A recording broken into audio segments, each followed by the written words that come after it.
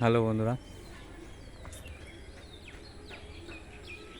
তো দেখতে হচ্ছে গরমে গাছ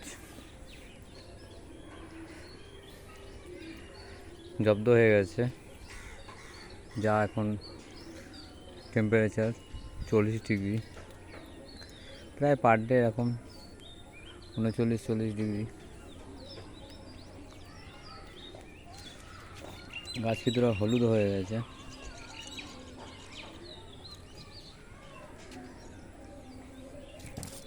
আর ফলটা দেখো,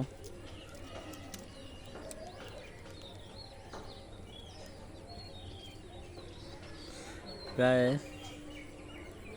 20-22 দিন হবে ফলটা। এখন পাকতে 40 দিন সময় লাগে। তো গাছে একটাই কুড়ি এসেছিল। কোনো ঝড় বৃষ্টির সম্ভাবনা হচ্ছে না এখন। বৃষ্টি হলে আশা করি ফুল চলে আসবে, প্রত্যেকটা ডালে আসবে। এসব ম্যাচিওর ডালগুলো আছে যেগুলো। তো বন্ধুরা, ভিডিওটা বেশি বড় করলাম না, ফলের আপডেট দিতে গেছিলাম।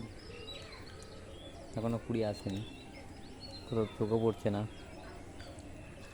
তো বন্ধুরা, গরমে বেশি জল দেবে না গোড়ায়, ডেলি অল্প অল্প করে জল দেবে।